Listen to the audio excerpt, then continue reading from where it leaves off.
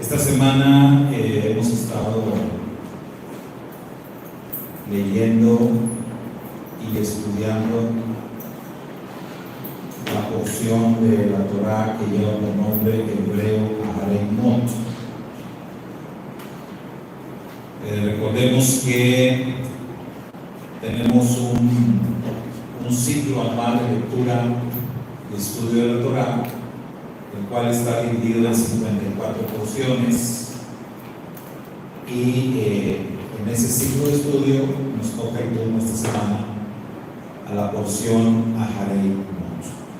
Aharei Mot significa ¿qué cosa, hermanos? Después de la muerte. Estas palabras, esta frase hebrea significa después de la muerte. Y la porción nos habla acerca de sucesos que ocurrieron después de la muerte de los hijos de Aarón, aquellos dos hijos del sumo sacerdote que lamentablemente murieron por haber, dice la escritura, ofrecido fuego extraño al altar. Y en esta ocasión lo que vamos a hacer es tomar del título de esta porción, después de la muerte, tomar el tema. Vamos a hablar hoy acerca de la muerte y de sus afectaciones. Entonces, ese va a ser nuestro tema para este día. La muerte es un tema del que pues luego no hablamos mucho, porque pues a la mayoría de las personas no nos gusta mucho tocar el tema de la muerte. De hecho, hay personas que tienen una especie de fobia. O sea, ni siquiera puedes mencionar el tema porque se ponen mal. Te dicen, ¿sabes qué? No me hables de eso, no quiero escuchar de eso, no quiero hablar de eso, porque le tienen fobia, no miedo, sino una fobia al tema de la muerte. Pero es necesario hablar de ello. La muerte es parte de la vida, como dicen por ahí. Y la muerte es un tema del cual también se habla mucho en las Sagradas Escrituras, esto es en la Biblia. Entonces es necesario que de vez en cuando toquemos el tema o hablemos acerca de esto, no nada más en los funerales, ¿verdad? Sino también de vez en cuando en nuestras reuniones. Yo les he mencionado muchas veces que al principio de mi ministerio llegué a pensar que yo era un pastor de funerales, porque me tocó los primeros años del ministerio estar predicando en muchos funerales por una o por otra razón. Entonces, para mí el tema de la muerte, hablar del tema de la muerte, se volvió pues algo parte de mi vida, parte de mi ministerio, de tal modo que bueno, pues no me cuesta trabajo hablar de ello, y como diría el apóstol Pedro, a ustedes seguramente les va a ser de provecho. Entonces vamos a hablar acerca de esto, la muerte y sus afectaciones. El título lo dice todo. De qué manera la muerte nos afecta a cada uno de nosotros. Primero, vamos a ver esto, ¿no? Vamos a tratar de definir el concepto de muerte. O sea, ¿qué es la muerte? Y esto que ustedes ven acá en pantalla es una definición, vamos a decirlo así, científica, ¿no? Es una definición técnica acerca de lo que es la muerte. Ahí dice que es un suceso irreversible que resulta del cese de la, fíjense esta palabrita, homeostasis. ¿Habían escuchado? Sí. Nada más serio, porque yo jamás la había escuchado a ustedes, los demás, ¿no? Está medio rara, ¿no? Entonces, la muerte es el resultado de esto que se llama homeostasis en un ser vivo. ¿Qué quiere decir? Bueno, ahí mismo nos dice la definición. La homeostasis es la incapacidad de utilizar energía para mantener a un organismo vivo, lo cual las funciones vitales llegan a su término, llegan a su fin. Entonces la persona, el animal o el organismo vivo que está muriendo, muere por esa incapacidad, la incapacidad de utilizar la energía, no más. Ya no puede más ese organismo o esa persona utilizar la energía para vivir. Entonces, la muerte llega, ¿verdad? Ahora, ¿en qué momento ocurre? Vamos a ver la siguiente diapositiva, porque esto es muy interesante. ¿En qué momento es que ocurre la muerte? Vean ustedes, al estar investigando sobre esto, me sorprendió mucho este dato que dice que históricamente los intentos por definir el momento preciso de la muerte han sido problemáticos. Espero que no se vayan a asustar después de ver esto. Yo cuando vi estos datos sí me quedé y dije, wow, o sea, esto es... Porque nunca me había puesto a pensar en esa parte técnica que le toca a los médicos de decir, esta persona ya murió, esta persona ya falleció. O sea, nosotros no somos médicos. Si nos toca ver a alguien que está enfermo, que está agonizante, muy probablemente nos vamos a confundir. Es posible que pensemos que una persona ya está muerta cuando no lo está. Entonces lo que vemos acá es que esto no es fácil. No es sencillo determinar cuando una persona ha fallecido. Y yo recordaba cuando en una consulta con un médico, un especialista, un cardiólogo, él me decía que el tema de la presión arterial, determinar o checar la presión, él me decía, no es cualquier cosa esto, es complicado. Y yo no sé ustedes aquí, ¿cuántos de los que están aquí les parece complicado, les parece difícil checar la presión? ¿Sí? O se les hace fácil, porque hoy hay unos aparatitos que te lo pones y mira, rápido te dicen, ahí, ¿verdad? Unos aquí en la muñeca, otros que te pones acá arriba en el brazo, que son automáticos. O sea, nada más un botón y ya te mide la presión. Ahora están saliendo con que los celulares, no crean nada de eso, pero ahora resulta que un celular nada más te lo pasas ahí y ya te dice cuál es tu presión arterial. También los smartwatch también, y ahí ya te están midiendo la presión arterial. No hay que fiarse mucho de estas cosas. Desde que este médico me dijo, es que checar la presión no es cualquier cosa, dije, si él lo dice, es por algo. Es un cardiólogo de muchos años de experiencia. Y entonces yo recordaba cuando los médicos de antaño, no sé, a los mayorcitos así como su servidor aquí, se van a acordar, los millennials o los más nuevos, pues ni saben de eso, ¿no? Pero los consultorios de antaño, tú ibas y los médicos tenían una cosa y un aparato de mercurio, que ahí te checaban la presión y el mercurio subía y bajaba.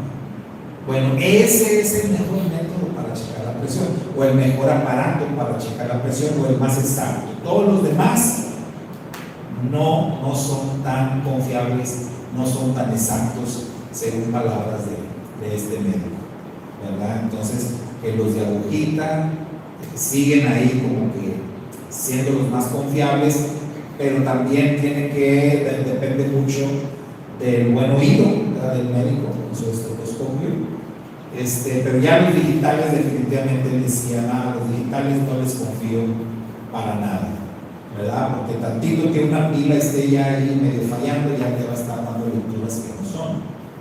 Y decía él, con mucha razón, la presión arterial no es algo con lo que se deba jugar, ¿verdad? Ni dejarlo a la ligera. Entonces, pensaba en eso y decía, bueno, si algo como checar la presión arterial se vuelve algo tan delicado, o también checar el azúcar, porque ¿cuántos acá se checan el azúcar? Con los aparatitos esos, ¿no? ¿Sabían ustedes que esos aparatitos, glucómetros se llaman, ¿no? ¿Sabían ustedes que los glucómetros tienen un tiempo de vida determinado? Y que después de ese tiempo de vida determinado, el glucómetro ya no te sirve. Ya probablemente te está diciendo puras mentiras. ¿Cuánto tiempo de vida tiene un glucómetro? 5 años. Máximo, ¿verdad? Pero lo recomendable es un año. Úsalo un año y ya cómprate otro. El tiempo de vida de un glucómetro es para que te esté dando resultados buenos, aceptables, un año. Ya después de un año no le creas mucho, ¿verdad? Ya hay que buscar otro. Y esto es lo que dicen los especialistas. Entonces yo dije también, bueno, pues muchas personas tienen el glucómetro que fue de su papá y que fue de su abuelo, que estoy usando, y digan, este es el mejor porque era de mi abuelito, y salió bien bueno, y sí, sigue funcionando, pero ya no les confíes mucho. Entonces vea, situaciones así que tienen que ver con checar tanto presión arterial como azúcar, que son importantes en la salud y que son dos de las principales causas de muerte, por cierto. Si esas cuestiones cuesta trabajo determinarlas con exactitud, entonces determinar que una persona murió también resulta algo complicado.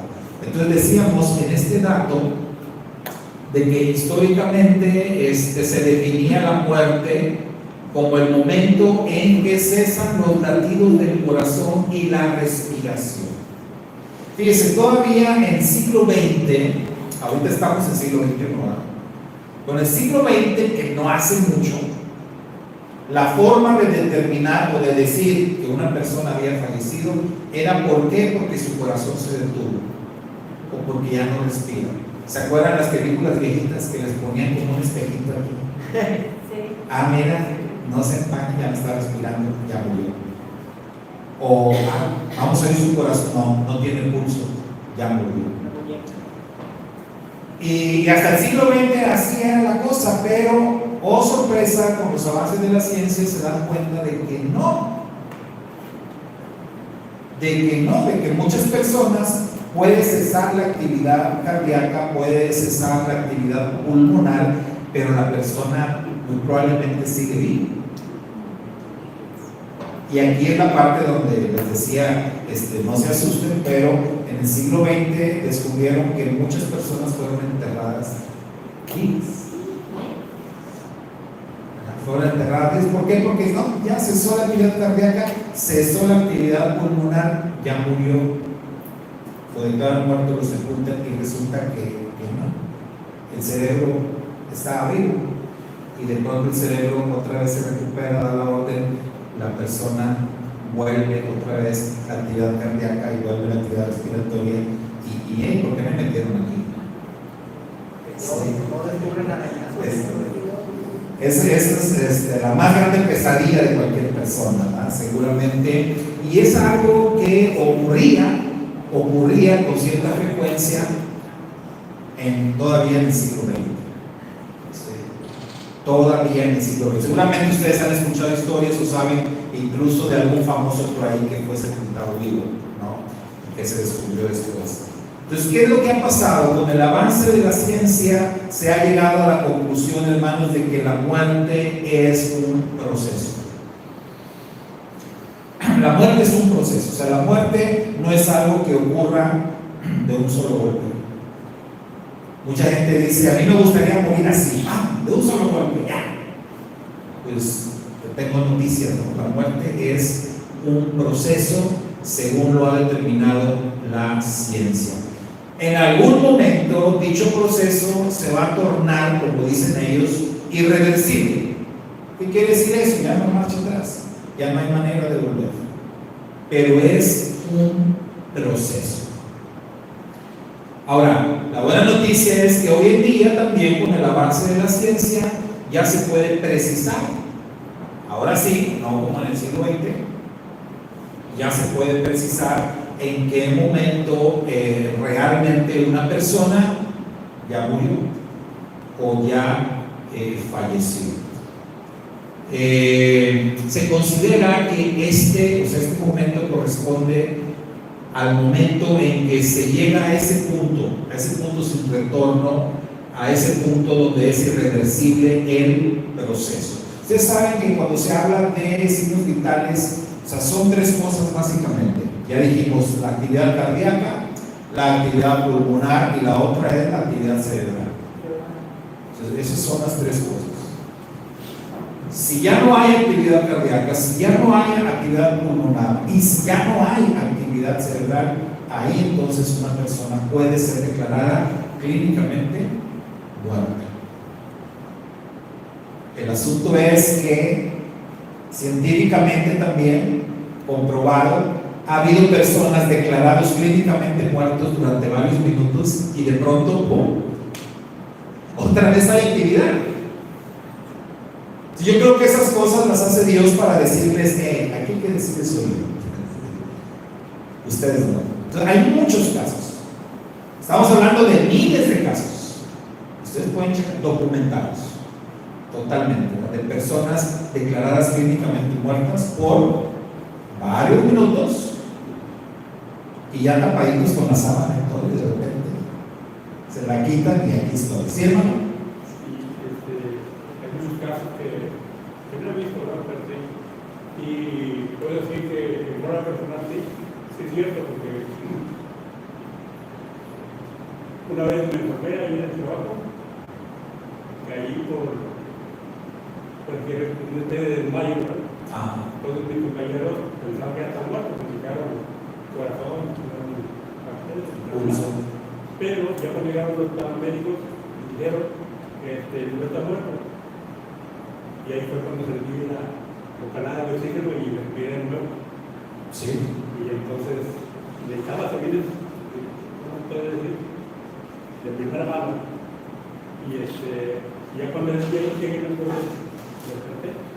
Pero para eso ya empezó a buenos minutos. Entonces yo esa vez ya no sentí nada, sentí una tormenta, no sentí nada.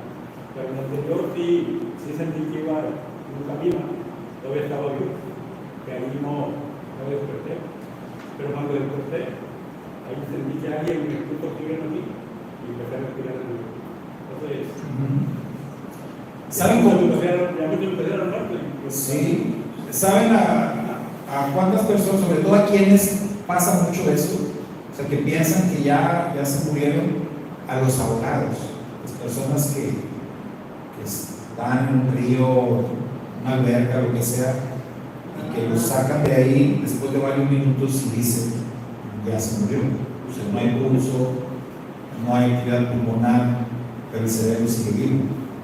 Entonces muchas personas en esas circunstancias reaccionan.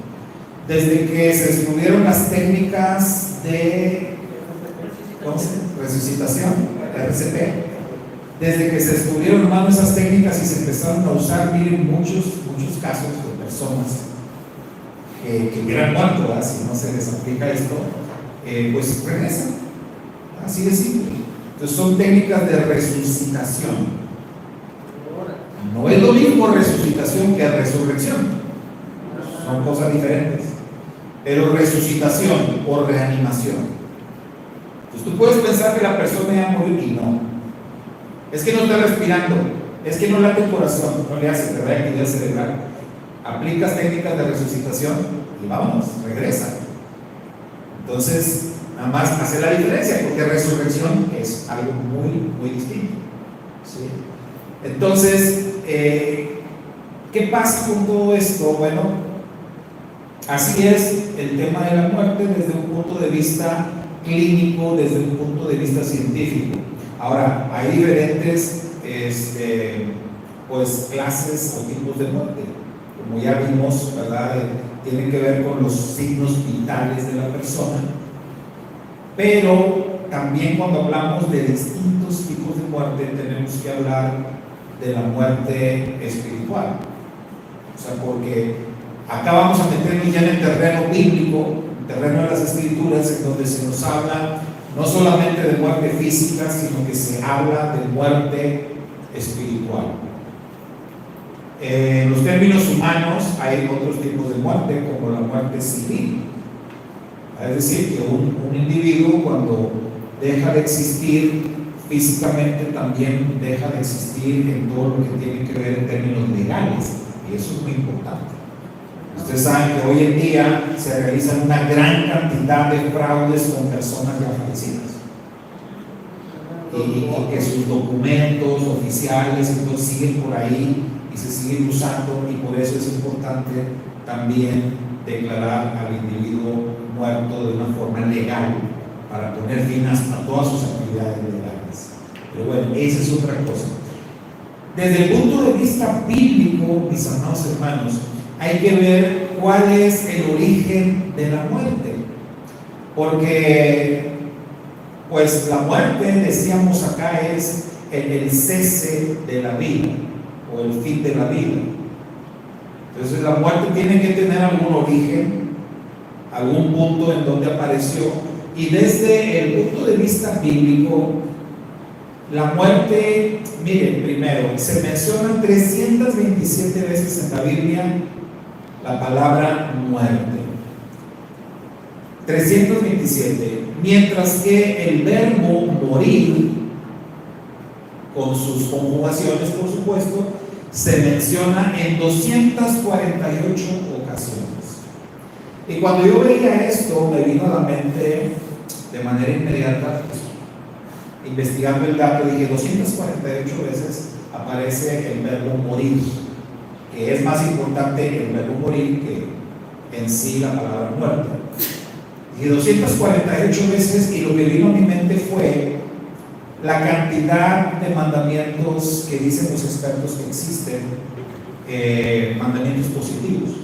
Porque usted sabe, según Maimónides, este rabino judío muy reconocido en todos los tiempos, determinó una cantidad exacta de mandamientos, según él, ¿verdad? Porque obviamente hay otros que no están de acuerdo. Pero según Maimónides, ¿existen cuántos mandamientos en la Torá? 613, de los cuales 365 son de carácter negativo, o sea, cosas que no debes hacer, como no matarás o no robarás. Pero 248 de esos 613 mandamientos, 248 son mandamientos positivos, es decir, cosas que debes hacer, como amar al Señor tu Dios, como amar a tu prójimo, como guardar el Shabbat, y todos los mandamientos que son de carácter positivo, 248. Y cuando pensamos en eso, mandamientos positivos, mandamientos negativos, y si tuviéramos que determinar cuáles son más importantes, los positivos o los negativos, a primera instancia, ¿ustedes qué dirían? Acá se escuchó negativos, acá se escuchó positivos. Los positivos, o sea, obviamente siempre va a ser más importante lo que tienes que hacer. ¿Por qué? Porque si tú te ocupas en lo que tienes que hacer, no hay tiempo, ya no hay no hay manera, ¿no? De que no hagas esto o no hagas aquello. La clave es que las personas estemos ocupados haciendo lo que tenemos que hacer. O sea, en ese sentido, los mandamientos más importantes son los positivos. Además, que el más grande y el más importante de todos los mandamientos no es un mandamiento negativo, es un mandamiento positivo, lo que tenemos que hacer, ¿verdad? Escuche, Israel, el Señor nuestro Dios, el Señor uno es, y debes amarlo con todo tu corazón, alma, mente y recursos. Ese es el más grande de los mandamientos, un mandamiento positivo. Entonces tenemos 248 mandamientos así. Y yo me pregunté, ¿verdad? ¿Habrá acaso alguna conexión entre la cantidad de mandamientos positivos y la cantidad de veces que se habla en las Sagradas Escrituras acerca de morir?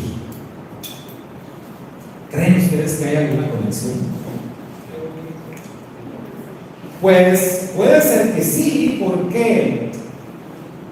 Porque hay un texto de las Escrituras que dice: la paga del pecado es muerte. Entonces, una definición bíblica de la muerte sería: ¿qué es la muerte? Es la paga por el pecado.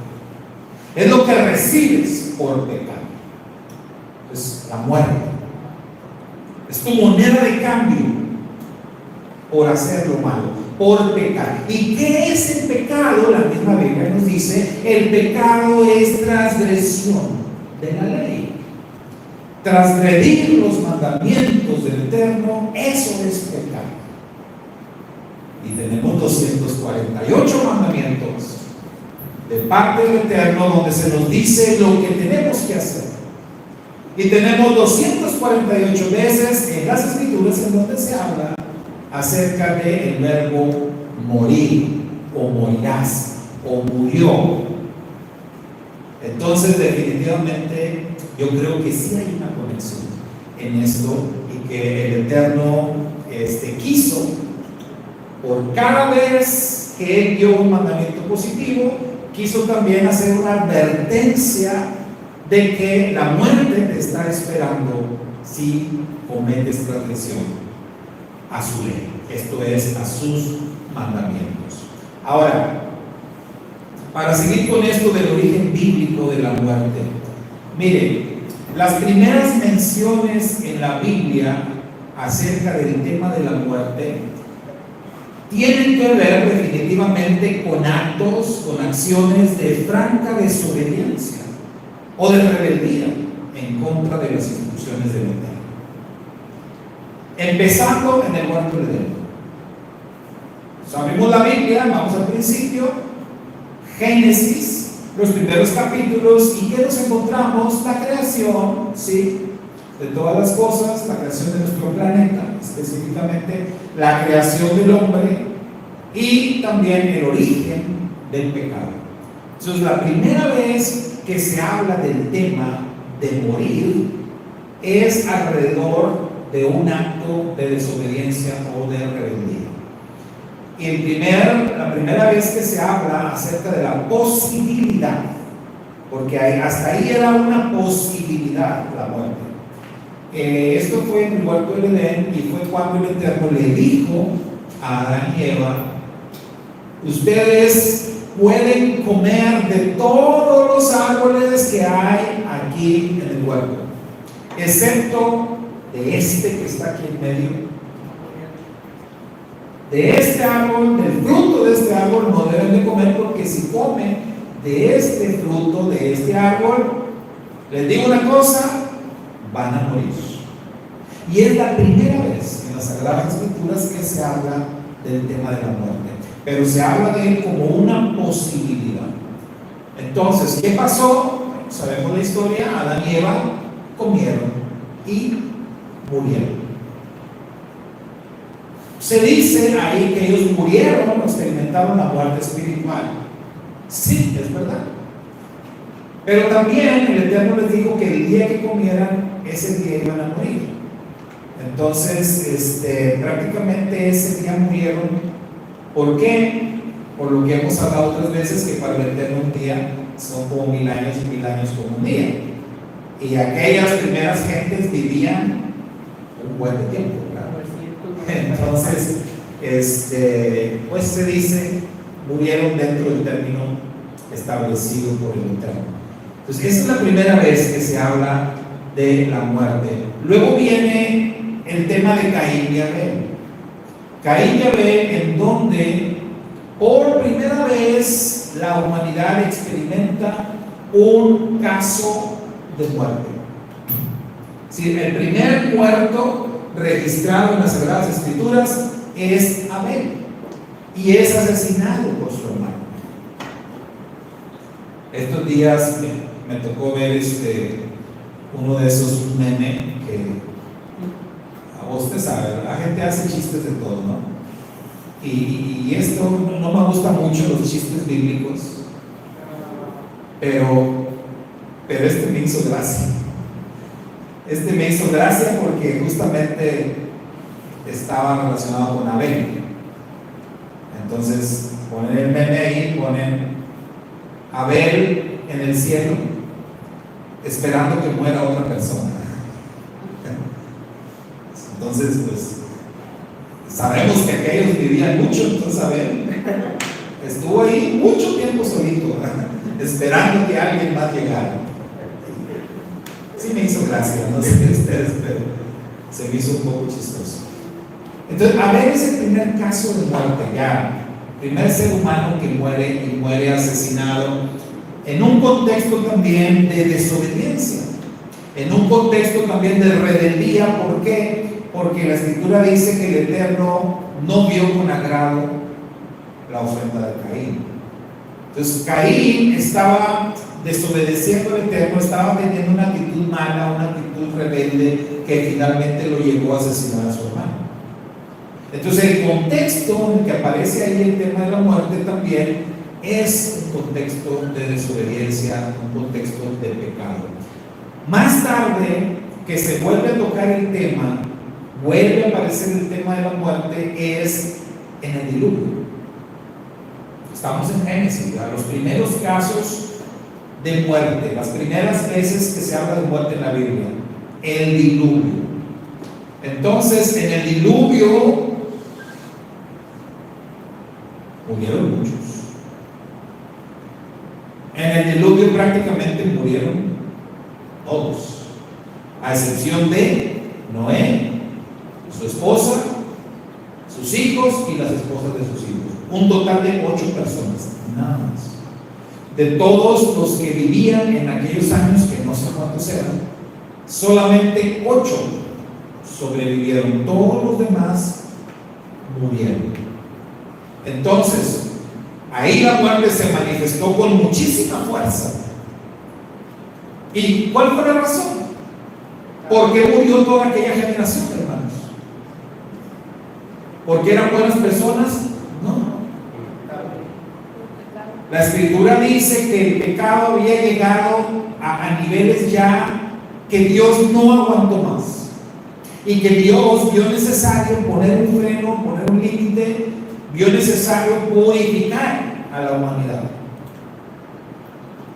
Y aquello fue una tragedia, pero fue necesario. Entonces otra vez vemos ahí aparecer la muerte de una forma tremenda, muy fuerte, con mucha gente muriendo en un contexto otra vez de rebeldía, de pecado. Seguimos avanzando en las Escrituras. En el mismo libro de Génesis, un poco más tarde, nuevamente la muerte se hace presente, se hace mención de ella en un contexto igual, de rebeldía, de pecado. ¿En dónde? En Sodoma y Gomorra. Otra vez. Acá fueron varias ciudades, aunque la Biblia hace énfasis en Sodoma y Gomorra, sabemos que fueron alrededor de 5 ciudades las que fueron destruidas y donde toda la gente murió. Mucha gente otra vez. ¿Por qué murieron? Otra vez por causa de rebeldía, por causa de pecado. Entonces vemos que hasta ahí la muerte, cada vez que aparece en las Sagradas Escrituras, tiene que ver con pecado, tiene que ver con rebeldía en contra de Dios, en contra de sus instrucciones. Ahora, vamos a hacernos esta pregunta: ¿es la muerte una persona? ¿Es la muerte un ángel? ¿Qué dicen? Sin leer ahí, ¿qué dicen? ¿Es una persona la muerte? Un ángel. ¿Es un ángel? ¿Qué? Entonces vamos a ver acá la idea de un ángel de la muerte, así le llamaríamos. La idea de un ángel de la muerte ciertamente está presente en varias religiones. El ángel de la muerte es conocido como Samael, Sariel o Azrael, dentro del judaísmo. Es conocido como Malach al-Maut en el Islam. Ahí estamos hablando de dos de las principales religiones que existen en el mundo. Es conocido como Yama o Yamaraj en el hinduismo, y en general es conocido como la muerte dentro de, digamos, la ficción popular. O sea, cualquier persona en el mundo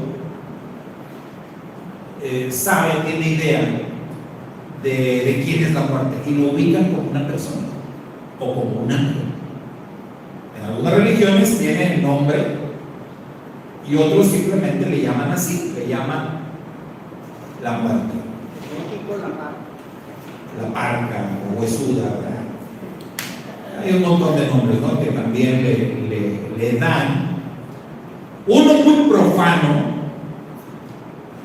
profano hoy en día le dicen la Santísima. ¿Han escuchado?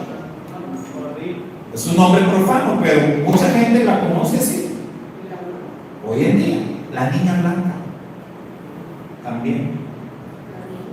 Y la adoran, ¿verdad? Entonces, en varias mitologías, el ángel de la muerte es una figura esquelética, o sea, una calavera, ¿verdad?, con una hoz. En algunas mitologías, en otras la presentan como una mujer hermosa, o también como un niño pequeño. Da más miedo el niño pequeño, ¿no? Y ahí la calaca no da tanto miedo, pero que la muerte resultara niño así, no, sí da más miedo. Ahora, aunque los detalles varían en las diferentes culturas, en las diferentes mitologías, la idea central, cuando se habla de la muerte como un ángel, una persona, la idea central tiene que ver con que este ser llamado la muerte llega a las personas justo en el momento en el que van a morir, o llega para causarles, valga la redundancia, la muerte. O simplemente las observa también, con el propósito de esperar a que mueran e inmediatamente después llevarse el alma de la persona que murió a la morada de los muertos. Esa es la creencia popular a través de los siglos y de los milenios en diferentes culturas, en diferentes mitologías. ¿Cómo ven? ¿Ustedes qué creen? ¿Sí? ¿Cerca de la realidad? ¿O son chismes eso? Bueno, ¿qué dice la Biblia al respecto? Vamos a ver. ¿Es bíblico el concepto del ángel de la muerte? ¿Realmente existe esto en la Biblia? Y tenemos que decir, hermanos, que en ninguna parte, haciendo un análisis concienzudo, ¿verdad?, verso por verso, buscando en todas partes de la Biblia para ver si encontramos algo, resulta que, pues no está. Así como no está tampoco aquello de que no se mueve la hoja de un árbol si no es la voluntad de Dios. A que no luego van diciendo mentiras, ¿verdad? Pero luego pasa, ¿verdad? Pero mucha gente así dice. Como dice la Biblia, el que madruga Dios lo ayuda. ¿Dónde dice eso? Enséñamelo. Como dice la Biblia, no se mueve la hoja de un árbol si no es la voluntad. ¿Dónde dice eso? ¿Dónde? Búscalo. O ayúdate que yo te... No dice eso. Hay muchos mitos, muchas cosas que la gente ha inventado y que dicen que la Biblia dice y no dice.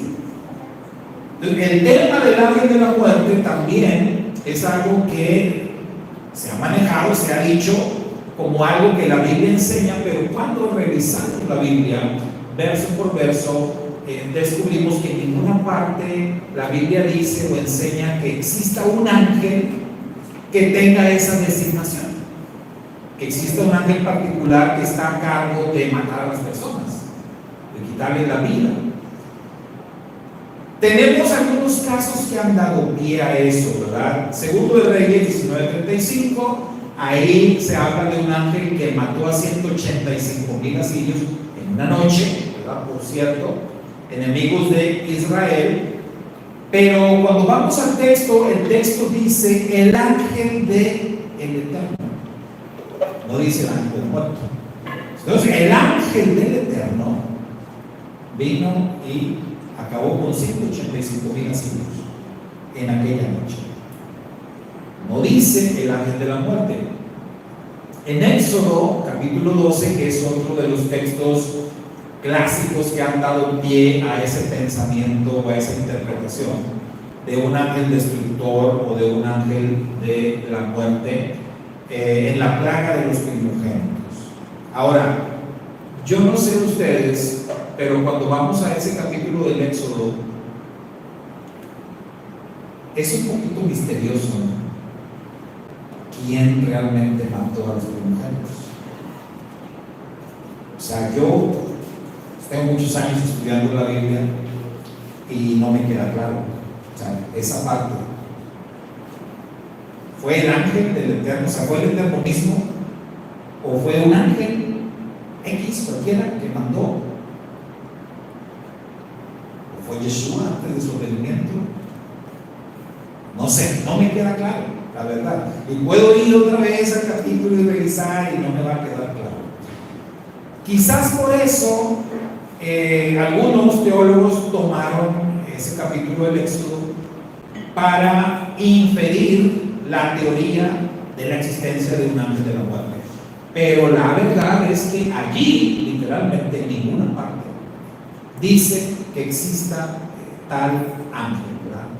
El ángel de la muerte. Entonces, lo que vemos allí y en todas las escrituras, que podemos descubrir que no existe ningún ángel que se dedique específicamente a andar quitándole la vida a las personas. Lo que sí sabemos, sí, hermano, Dani. Y también en Sodoma y Gomorra que murieron, pero no creo que no dice quién arrojó el fuego. Ajá. Pero murieron. Y fueron dos ángeles que fueron enviados, y también resulta un poco misterioso si los dos ángeles fueron expresamente a rescatar a Lot o ellos mismos fueron los encargados de destruir todo. Pero lo que sí dice es que no cayó fuego del cielo. Entonces, otra vez, ¿verdad? Está un poquito ahí enredado. Sí, Karen. Pero en el documental que vimos la semana pasada mencionaban algo así, que el judaísmo también ha sido o era como un debate, porque las personas no querían pues presentar esa imagen de que Elohim había ejecutado la venganza, porque para muchos era como algo muy fuerte por lo que representó ese actos muertos. Entonces, que por eso pusieron la figura de la muerte de la muerte para pedir casar. Y es algo común, o sea, sabemos que en el judaísmo es algo común que hagan eso, y no es con una mala intención, al contrario, en este caso, digamos, tratando de desviar la atención hacia otra parte. Pero hermano, la escritura dice enfáticamente, o sea, el Eterno dice: mía es la venganza, yo daré el pago, dice el Señor, ¿sí o no? Eso nos queda claro. Entonces, fue, no fue, pero lo del ángel de la muerte, como dice Karen, queda más claro que realmente fue ahí un invento del judaísmo para desviar la atención hacia otro lado y no directamente hacia el Eterno y hacerle ver, como muchos lo ven, como el Dios vengativo, cruel, asesino del Antiguo Testamento. Por eso mucha gente hoy en día no lee el Antiguo Testamento y mejor prefiere solamente el Nuevo Testamento y quedarse con un Dios de amor, de gracia y de bondad, ¿verdad? ¿Sí, hermano Carlos? Sí, realmente la gente elige entre la vida y la muerte, ¿verdad? ¿Qué quieres? Y quizás los teólogos de ahora se refieren más a Apocalipsis, ¿verdad? Los caballos, el blanco, el vermelho, el amarillo y el último, el amarillo de la muerte. Quizás debido a eso piensan que es Dios, ¿verdad? Pero yo aquí yo creo que más que nada es por una orden del Señor. Cuando Dios hizo una cosa, no ocurrió. Porque la palabra de Él nunca vuelve a decir. Si digo que los primogénitos van a morir, van a morir. O sea, ¿Y de qué forma? ¿Y de qué forma? Pues no sabemos. Sí. Él lo hace. O sea que la Biblia hay partes lógicas y hay partes lógicas que no entendemos. Y nunca vamos a entender. Sí, o sea, el cómo, o sea, ya es irrelevante. Como que ha muerto. Ninguno de los dos ha muerto. ¿Cómo vamos a explicarle a la gente cómo debe morir? Así es. Pero lo que podemos decir es que la muerte no es el fin, sino una transición. Porque puede matar el cuerpo, pero le da una transición. Ahora, lo que la Biblia sí dice, y lo enseña de una forma clara y contundente, es que Dios y solo Dios es el soberano y quien decide, ¿verdad?, el momento en que una persona va a morir. Solamente Él. Y solamente aquel a quien le fueron dadas también las llaves de la vida y la muerte. Esto es nuestro Redentor Yeshua, aquel que es conocido como Jesucristo entre las naciones. Solamente el Padre y el Hijo tienen esa potestad y nadie más. Entonces no hay manera, hermanos, de que ningún ángel, ningún demonio pueda causar la muerte de alguien fuera del tiempo que el Eterno ya ha establecido. Eso es lo que la Biblia sí enseña y sí lo determina de una forma muy clara. Ahora, vamos a lo siguiente, ¿no? Vamos a meternos a la parte práctica de este tema. ¿Por qué nos afecta tanto el tema de la muerte? ¿Por qué es que viene a causarnos tanta afección a las personas? Porque, hermanos, estarán de acuerdo, ya sea por el tema de la edad, que esa es una. Porque ya cuando las personas van avanzando en el tiempo, van llegando a cierta edad, se empiezan a preocupar, ¿no? Como diciendo, ay, pues creo que ya, dicen algunos, ya empiezo a escuchar pasos en la azotea, ¿no? Ya estoy grande, ya me empieza a preocupar el tema de la muerte por la edad. O puede ser también por algún padecimiento. O sea, aunque no seas muy grande de edad, pero tienes un padecimiento, tienes alguna enfermedad que sabes que pone en riesgo tu vida, pues entonces también, eso también te afecta. ¿Cuántas de las personas que están acá cuando les diagnosticaron la diabetes, digo, por los que dijeron que es en el glucómetro? ¿Cuántos cuando les dijeron usted es diabético, cómo lo tomaron? ¿Les afectó o no? Te pega, ¿no? Te pega. O sea, no importa la edad que tengas, te golpea. Es algo duro porque tú escuchas eso y para ti, diabetes, hipertensión, cáncer. Tienes cáncer.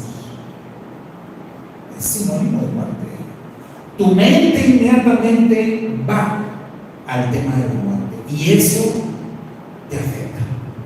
Ahora, digamos que no eres grande de edad, digamos que no padeces ninguna enfermedad, pero de pronto cualquier persona puede tener la sensación de muerte inminente, porque hay circunstancias que te llevan a ello. Un accidente.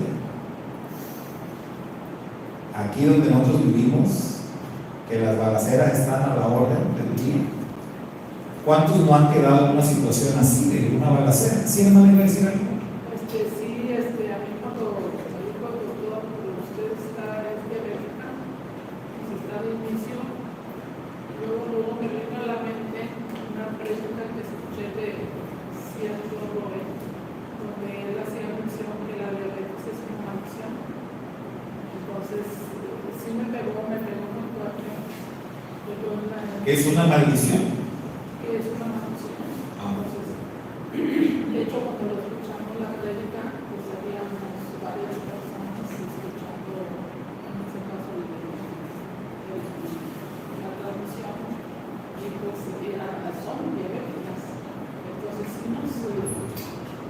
de tomarlo como maldición, o sea, de que estás haciendo maldita pues ya por el eterno. Entonces sí pega fuerte. Y pues yo, Más fuerte. Sí, yo de hecho, a mí ya el doctor me había dicho, ustedes están propensa a padecer diabetes porque tengo hermanos diabéticos y mi papá no fue diabético. Entonces ahí no es genético. No hay que tomarse tan a pecho, ¿no? El tema de esto, de lo que dijo ese Robert, que no quiero saber quién es, pero lo sospecho. Pero no hay que tomarlo tan a pecho, ¿verdad? Porque al final de cuentas, todos estamos malditos. Todos. Yo ahí hubiera dicho, usted también. Aunque no sea de usted también es un maldito, ¿verdad? Porque todos estamos bajo maldición. Todos estamos bajo un acta de un decreto que nos es contrario, porque todos somos pecadores. Todos, nadie se escapa de eso. Pero bendito el Eterno por su misericordia, ¿no? Bendito el Eterno porque nos ha dado la capacidad de arrepentirnos y de regresar al buen camino. Pero en ese sentido, todos somos malditos. El tema de las enfermedades, hermanos, recuerden cuando Yeshua le preguntaron, Señor, ¿y este por qué nació ciego? ¿Por el pecado de sus padres o por el suyo? Y ahí la pregunta ya era necia, ¿no? Pues, ¿cómo por él? Pues, si nació ciego, ¿cuál pecado tenía, no? Pero ¿qué dijo el maestro? Ni por uno ni por otro. O sea, él nació así para que la gloria del Eterno se manifestara. Los planes del Eterno son incomprensibles para nosotros. Y si Él decide manifestar su gloria y decide mostrar su gran poder a través de la vida, del testimonio de una persona, y para ello la persona debe padecer una enfermedad o nacer con ella o morir por causa de ella, es irrelevante. Lo que importa siempre es que el Eterno se glorifique. Eso es lo importante y es lo que nosotros tenemos que entender. Ahora, la sensación de muerte inminente, decíamos, no necesitas estar enfermo para ello. Con que tú estés en medio de una situación que ponga en peligro tu vida, eso también te va a afectar, ¿verdad? Eso también tú vas a decir, estuve a punto de morir, a punto de morir. Una vez yo quedé en medio de una, literalmente, en medio de una balacera, ahí en allá por su casa, ¿verdad? En los hermanos, allá por mi tienda de ahorro, por la Jarachina Norte. Ahí me agarró una balacera. Acá de este lado los malos y acá atrás de mí los marinos y yo ahí en medio y el fuego cruzado. Y no, yo como quiera, yo traía una van grandota aparte, ¿no? Hubiera traído un carrito como ahorita, pero traía una van grandota todavía. Y me hacían la señal de que me detuviera, me querían quitar la camioneta para huir. Y me apuntaron con el arma y párate y detente, que no va a andar parado. Y yo le seguí, ¿verdad? Yo nada más oía los balazos y las balas zumbando por todos lados. Yo no me detuve hasta que entré allá al estacionamiento de mi tienda. Ahí sí ya me bajé, dejé la van abierta, ya despegaste y corre. Pero la sensación, ahí yo supe lo que es la sensación de muerte inminente. Porque cuando tú quedas en medio de una situación así, tú dices, adiós mundo, hasta aquí llegué, ¿verdad? Eso se llama sensación de muerte inminente. Entonces, a veces tú la sientes eso cuando te atragantas con algo tan sencillo. Estás comiendo, se te atora el bocado,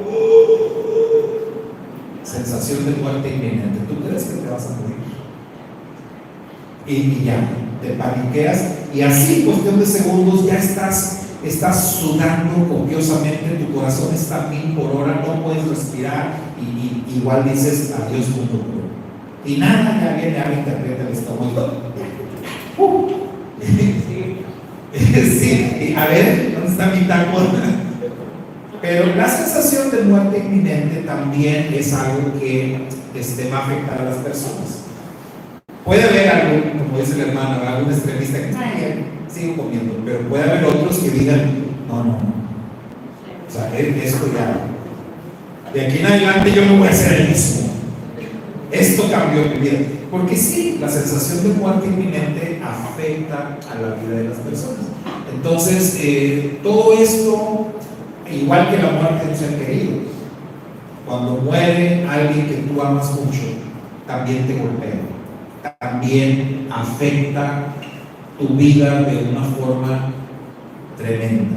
Entonces, ya sea cualquiera de estos casos, por una enfermedad o por todo lo demás que mencionamos, pero lo cierto es que la vida de una persona se ve afectada por la muerte.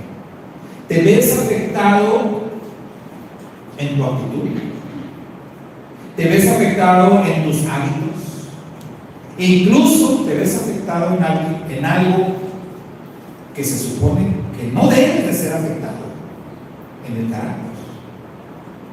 Porque en teoría, hermanos, todos nacemos con un carácter y nos morimos con ese carácter. Pero la muerte es algo tan fuerte que puede incluso afectar tu carácter, no solamente tus actitudes, no solamente los hábitos o las costumbres que tienes, sino también puede llegar a afectar tu carácter. Esto es, una persona que pasa por este proceso cambia y todos se dan cuenta y todos dicen, él ya no es el mismo o ella ya no es la misma. Desde que le dijeron que tiene diabetes, cambió. O desde que le dijeron esto, o desde que se le murió su familiar, o desde que tuvo esa experiencia de muerte inminente, la persona cambió. Entonces la muerte nos llega a afectar de una manera tremenda. Y si es para bien, pues gloria al Eterno, qué bueno. Pero la gran mayoría de las veces, un encuentro cercano con la muerte te afecta de manera negativa. La gran mayoría de las veces te va a afectar de manera negativa. Ahora, aquí llegamos a la parte ya culminante, ¿no?, de nuestro tema.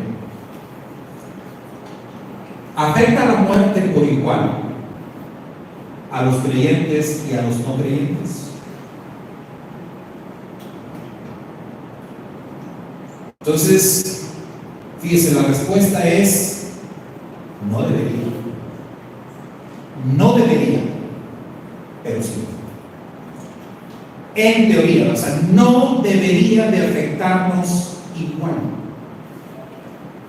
Pero la muerte, el tema de la muerte tiene tanta fuerza, tiene tanto poder, que incluso los creyentes somos afectados. Pero vamos a concentrarnos en esta parte. ¿Por qué no debería? ¿Por qué no debería de golpearnos igual a creyentes y no creyentes? Bueno, porque los creyentes tenemos fe. Empezando por ahí. Los creyentes tenemos fe. Los creyentes, hermano, tenemos esperanza. Los creyentes tenemos las promesas de Dios. Y una de esas promesas consiste en que tenemos vida eterna. Si eso no nos consuela, nada nos va a consolar. Tenemos las promesas de Dios, tenemos la certeza precisamente de que hay vida después de la muerte. Cuando hablábamos hace rato de la definición clínica o científica de la muerte y se determinó que es un proceso, pero hay una palabra clave que, si se dieron cuenta, apareció varias veces ahí. Esa palabrita es irreversible. La muerte es irreversible. Ahora, como creyentes, yo les pregunto a ustedes, ¿realmente la muerte es irreversible?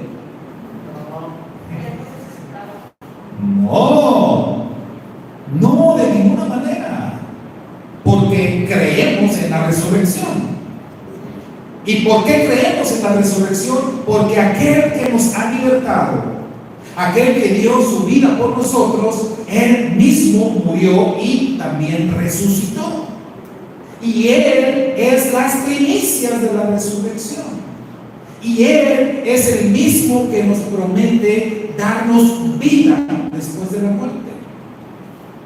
Y fiel es la promesa, porque fiel es el que prometió. Entonces, si tenemos todo eso, mis hermanos, eso es certeza, esto es seguridad. Si realmente creemos lo que decimos creer como creyentes, el tema de la muerte no debería de afectarnos tanto, no debería de golpearnos con la misma fuerza que golpea a aquellos que no tienen esperanza. ¿Que nos vamos a entristecer? Por supuesto, claro que sí, pero dice la Escritura, 1 Tesalonicenses 4:13, y es una instrucción, que no debemos entristecernos como aquellos que no tienen esperanza. El que no tiene fe, el que no tiene esperanza, el que no cree en las promesas de Dios, ese tiene toda la razón para entristecerse, para deprimirse, para abandonarse e incluso hasta para quitarse la vida. Y dale la razón, porque no tiene nada de lo que los creyentes sí tenemos. Y eso, mis amados hermanos, tiene que marcar necesariamente una diferencia entre unos y otros. En una conversación que tuvo nuestro bendito Redentor Yeshua, su majestad, nuestro santo maestro, él tuvo una conversación con unos líderes religiosos, y en esa conversación su majestad Yeshua mencionó estas dos frases, porque vea, tenemos mucho que aprender de estas frases de nuestro santo maestro. Yeshua dijo: mi testimonio es verdadero, porque sé de dónde he venido y a dónde voy. Pero ustedes no saben de dónde vengo ni a dónde voy. ¿A quién le dijo eso Yeshua? ¿Se lo habrá dicho a sus discípulos? No. ¿A quién se lo estaba diciendo? A personas que no querían creer en él, a personas que lo estaban rechazando, personas que aunque eran religiosos y aunque sabían mucho de las Escrituras, lo estaban rechazando, lo estaban cuestionando, lo estaban confrontando. Y entonces su majestad Yeshua les dijo estas palabras. Les dijo: mi testimonio es verdadero, porque yo sé de dónde he venido y sé a dónde voy, pero ustedes no saben nada de eso. Ustedes no entienden estas cosas, ustedes no entienden estos temas acerca de venir y saber a dónde es que vamos a ir. Luego dijo, en ese mismo texto, en ese mismo capítulo, estamos en Juan 8, ahí en Juan 8, después Yeshua dijo también esta frase: de cierto os digo, que el que guarda mi palabra, díganlo usted conmigo, ¿qué dice? Nunca verá muerte. Vamos a decirlo juntos: el que guarda mi palabra nunca verá muerte. ¿Qué le parece eso? Y estamos hablando del testigo fiel y verdadero, porque ese es uno de los títulos de Yeshua, el testigo fiel y verdadero. Todo lo que él dice es verdad, porque él es la verdad. Y si él dice eso, ¿sabe qué, hermano? Yo lo creo. Yo lo creo. Nada más que hay una condición. La condición es guardar su palabra. Entonces, el que guarda mi palabra nunca verá muerte. ¿A quién le dijo Yeshua esto? Esto sí se lo está diciendo a sus discípulos. Esto sí se lo dice a sus discípulos. Entonces, tenemos dos frases ahí que son muy importantes: la certeza, la seguridad de dónde venimos y hacia dónde vamos, la certeza y la seguridad de que si guardamos su palabra nunca veremos muerte. Y en otra ocasión, Yeshua también dijo: y no temáis a los que matan el cuerpo, mas que el alma no puede matar. Temed más bien a aquel que puede destruir el alma y el cuerpo en el infierno. Ahí su majestad está haciendo una diferencia entre lo que es la muerte física y la muerte espiritual. La muerte física y una muerte permanente, o la segunda muerte. Entonces Yeshua lo que está diciendo, mis hermanos, en otras palabras, es que la muerte física no nos debe de afectar tanto, que no debemos temer de ella, porque como bien dijo el hermano hace rato, es nada más que un proceso. el túnel en el camino que hay que pasar, que hay que cruzar, porque pues hay que cruzarlo, ¿sí? Yo sigo pensando y sigo creyendo y sigo teniendo fe de que no me toque. Sigo esperando que el maestro venga antes de que tengamos que morir. Los invito a creer esto y que no veamos muerte, ¿sí?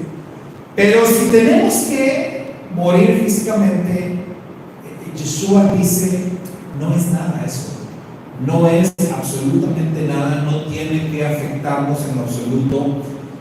El mal siempre te va a amenazar con eso.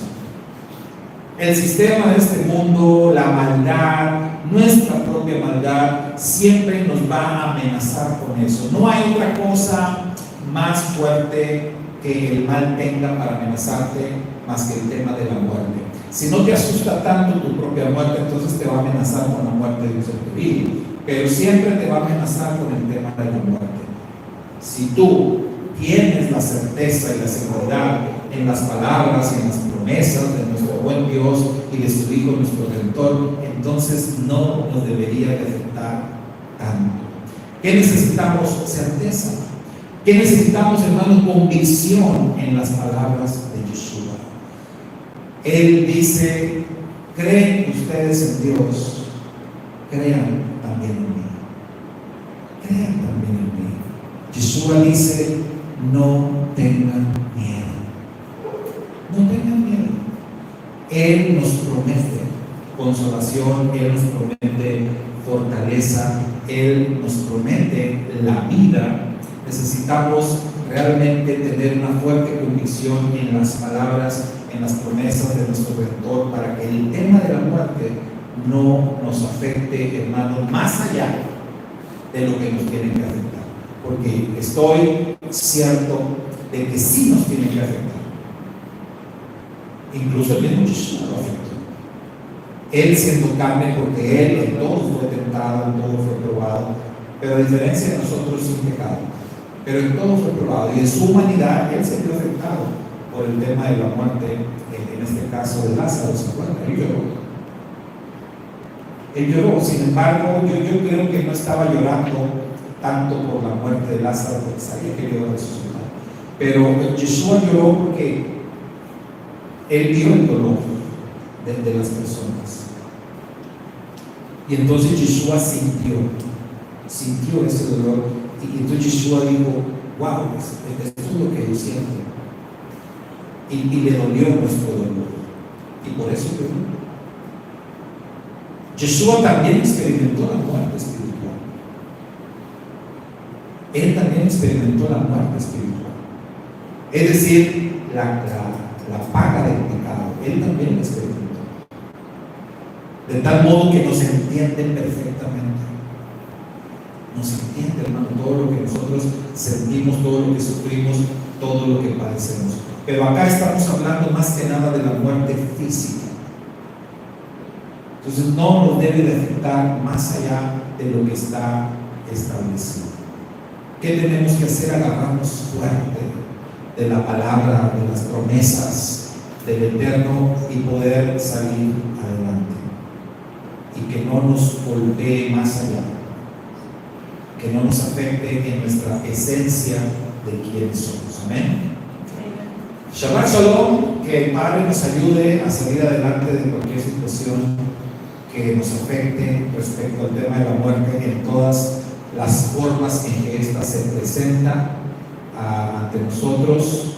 Ahora mismo en nuestra familia estamos siendo afectados por eso, por esa situación de diferentes formas, y por eso, como dice la Escritura, médico, cúrate tú mismo.